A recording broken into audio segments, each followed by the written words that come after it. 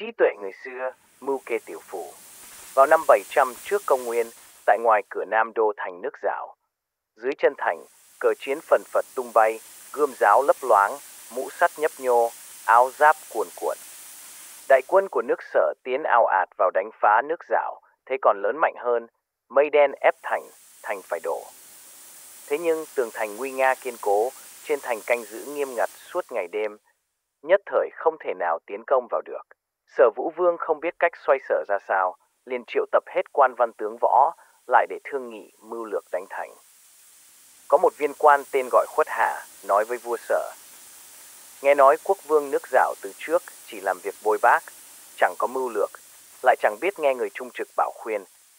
Thần trộm nghĩ lần tranh đấu này chỉ có thể dùng mưu trí để đoạt lấy, quyết không thể cứng nhắc tấn công được. Sở Vũ Vương nói, như thế là dùng trí để đoạt. Khuất Hà trình bày mưu kế phải làm như thế. Sở Vũ Vương nghe xong mừng lắm, lập tức hạ lệnh cho các tướng sĩ cứ theo kế mà làm. Ngày hôm sau trời vừa sáng, một số binh sĩ trong quân Sở đã cởi bỏ quần áo lính để đi lên ngoài cửa Bắc để chặt củi. Bọn lính gác ở trên thành nhìn thấy rõ ràng, vội báo cáo với quốc vương.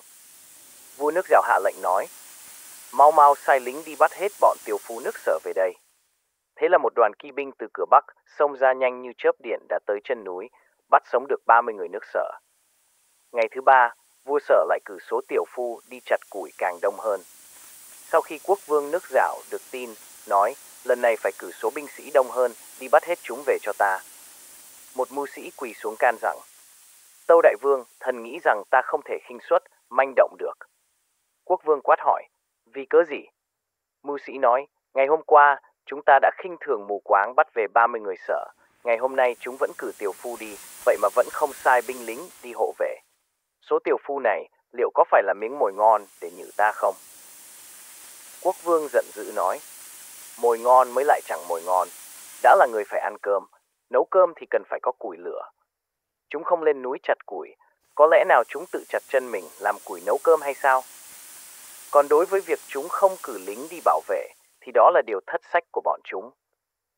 Quân lính hùng hậu của địch ở cửa Nam, chúng ta cần phải làm ra vẻ có quân đội phòng giữ cửa Nam, nhưng sẽ bí mật điều binh lên cửa Bắc. Có một đội cung kích đột nhiên tới bắt hết toàn bộ số tiểu phu ở trên núi, phải cho chúng biết sự lợi hại của chúng ta.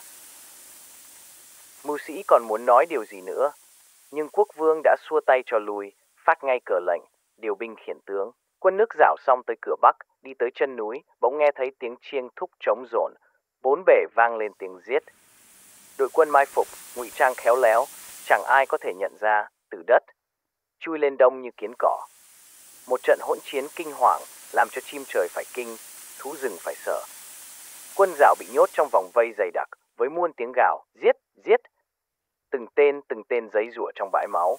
Vậy là quân Sở đã đánh được nước Dảo. Vua nước Dảo đã phải ký hiệp ước đầu hàng, chấp nhận làm chư hầu của nước Sở. Đoạn trích, tiểu phu dụ địch, kể về việc nước Sở sử dụng mưu kế tiểu phu dụ địch để đánh bại nước Dảo. Nước Sở ban đầu bị động vì không thể tấn công vào thành trì vững chắc của Dảo. Khuất Hà, một viên quan của Sở, đã đưa ra kế hoạch dùng những người chặt củi tiểu phu làm mồi nhử, dụ quân Dảo ra khỏi thành rồi tập kích bất ngờ. Nước Dảo vì chủ quan, khinh địch đã mắc bẫy, dẫn đến thất bại thảm hại và phải đầu hàng nước Sở. Mưu kế tiểu phu dụ địch là một mưu kế thông minh dựa trên việc đánh vào tâm lý chủ quan, khinh địch của đối phương. Nước Sở tạo ra vẻ ngoài yếu ớt, không đáng ngại bằng việc cử người chặt củi. Tâm lý chủ quan của nước Dảo. Vua Dảo và các quan lại đều tin tưởng vào sức mạnh của thành trì và coi thường đối thủ. Họ bị cái bẫy tiểu phu dụ địch đánh lừa, dẫn đến sai lầm chết người.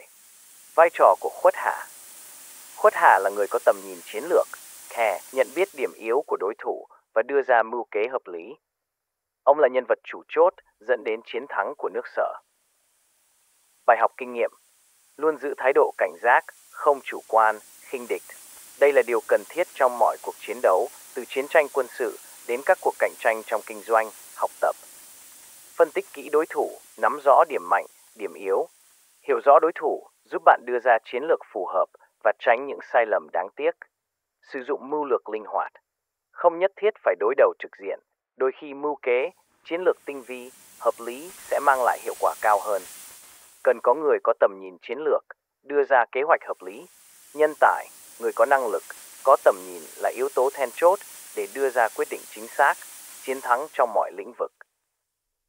Cảm ơn các bạn đã lắng nghe. Các bạn có thể ủng hộ kênh bằng việc thích và đăng ký để giúp kênh phát triển hơn.